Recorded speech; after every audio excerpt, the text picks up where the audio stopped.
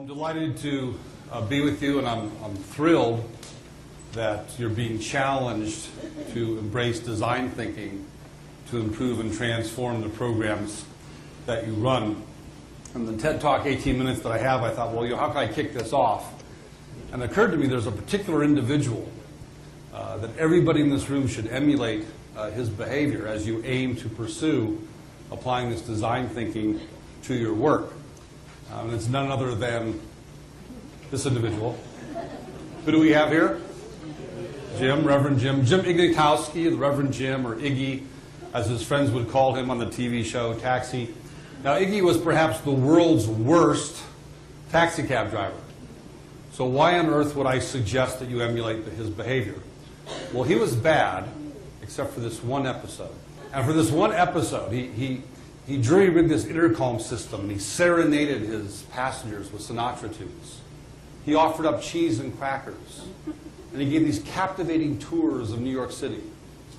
And he became the envy of the garage as he set a record level of fares and tips.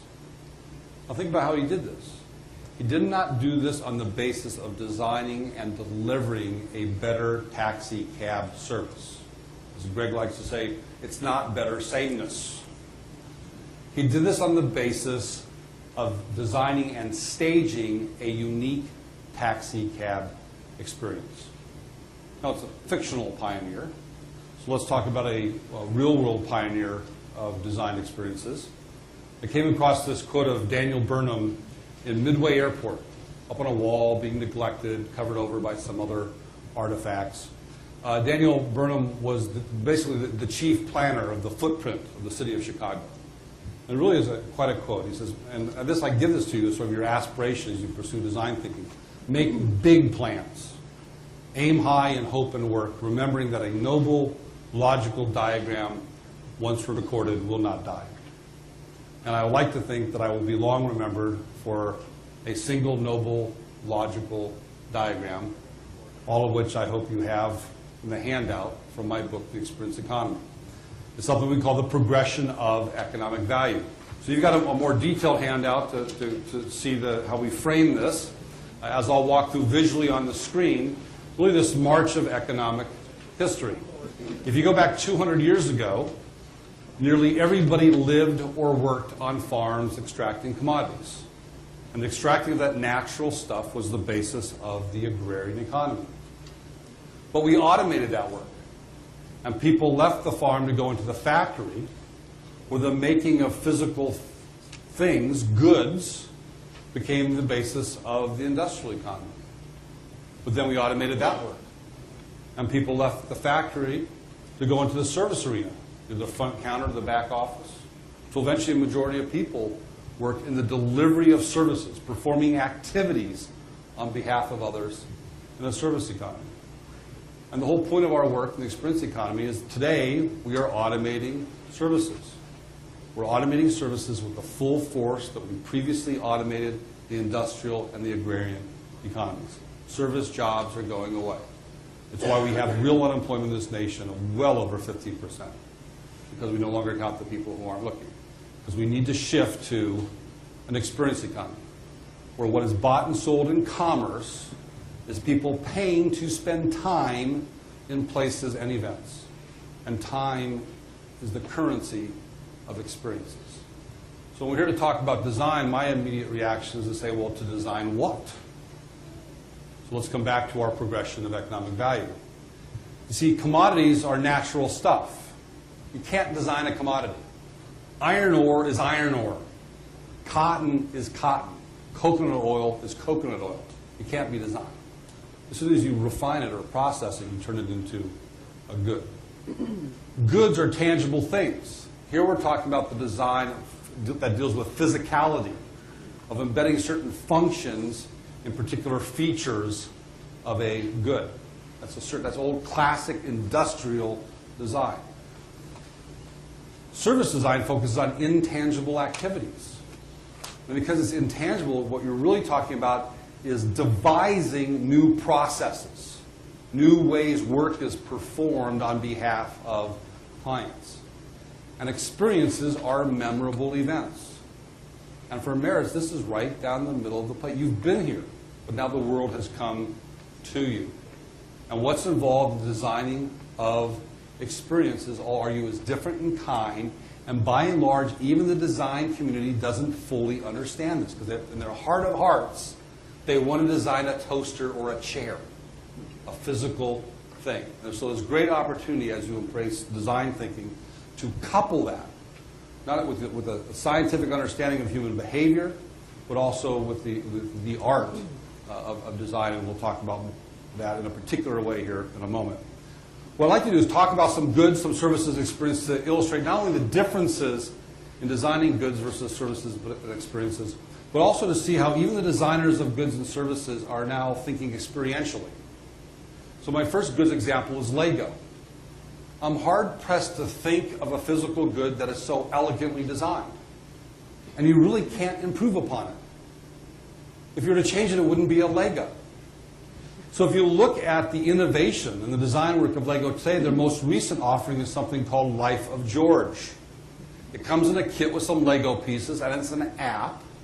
And it basically starts off with one figure to make with the Legos that come with it, and you assemble it as quickly as possible, take a picture of it, and it will time how fast you made it.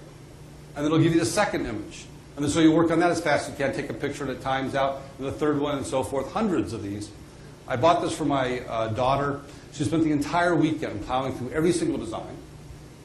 And at the end, you can make your own, upload the image so that others can attempt to do it more quickly than you did.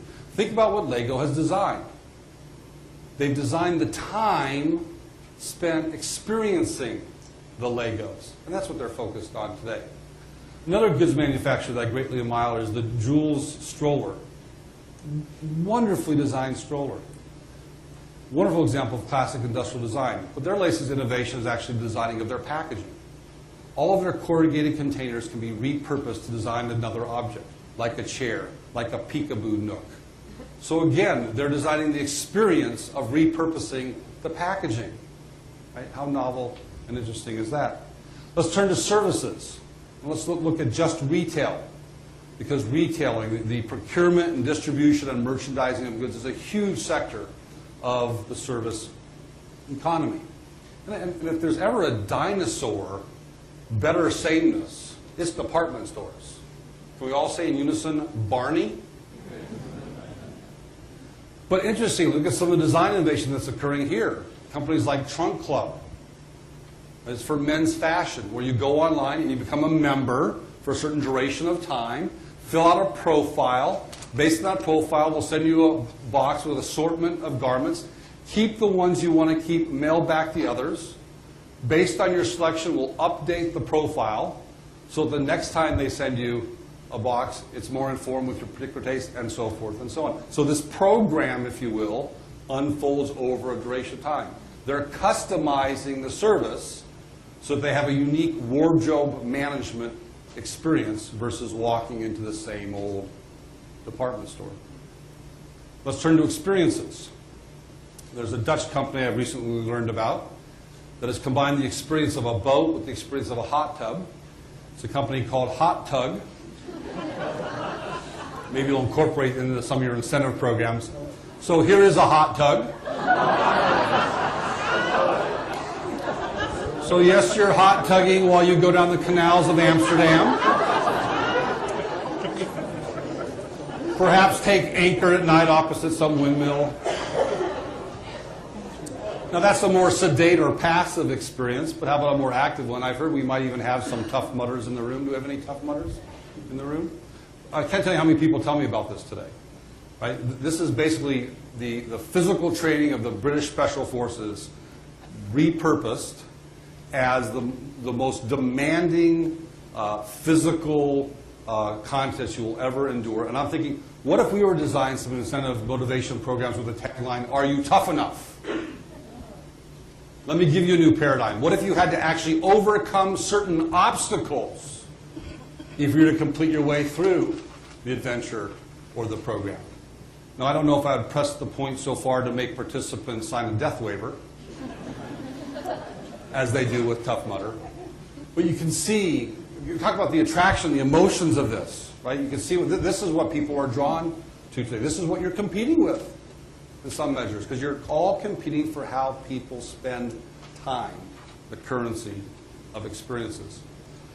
When we come back to progression of economic value, one word just jumps off the page as we talk about becoming designers, and that's the word stage. You see, you merely deliver a service, but you stage an experience.